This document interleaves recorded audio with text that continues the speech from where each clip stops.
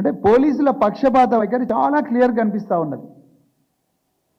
మాగంటి సునీత గోపినాథ్కు మాగంటి అక్షరకు ఒక న్యాయం, నవీన్ యాదవ్కి ఇంకొక న్యాయం.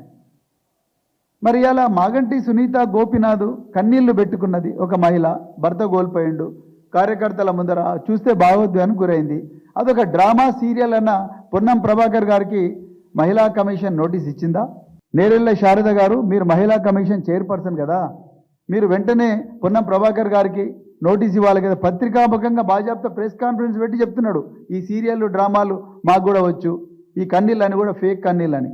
మరి పొన్నం ప్రభాకర్ గారికి నోటీస్ ఇచ్చారా నేరెళ్ళ శారద గారు? మీరు అంటే మీరు కేటీఆర్ గారు మహిళలు బస్సుల్లో ప్రయాణిస్తుంటే చెయ్యని కామెంట్ను ఆయనకు ఆపాదించి మీరు ఆయనకు నోటీస్ ఇచ్చి ఆయన మహిళా కమిషన్ వచ్చేదాకా పట్టుబట్టిండ్రు కదా.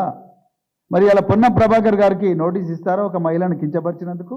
అంటే ఎంత నీచ స్థాయికి కాంగ్రెస్ పార్టీ వాళ్ళు దిగజారిందంటే కన్నీళ్లను కూడా, భర్త కోల్పోయిన భార్య పెట్టుకున్న కన్నీళ్లను కూడా శంకించే స్థాయికి దిగజారిండ్రు.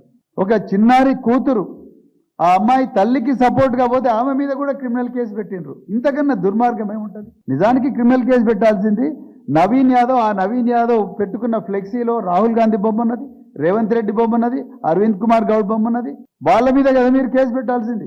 ఎలక్షన్ కమిషన్ సింబల్ వేసి మరీ పెట్టిండ్రు.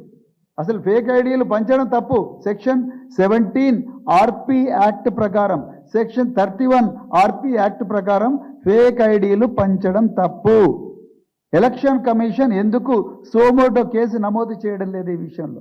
మీరు ఎన్ని ఇబ్బందులు పెట్టినా తప్పకుండా రాబోయే ఎలక్షన్లో మాగంటి సునీత గారే ఒక రాణి రుద్రమదేవై, ఒక సమ్మక్కై, ఒక సారక్కై, ఒక చిట్యాల ఐలమ్మాయి, ఒక బెల్లి లలితై తప్పకుండా విజయ దుందుబు మోగిస్తుంది. మీరు ఎంత అణిచివేస్తే అంత ప్రతిఘటన వస్తుంది.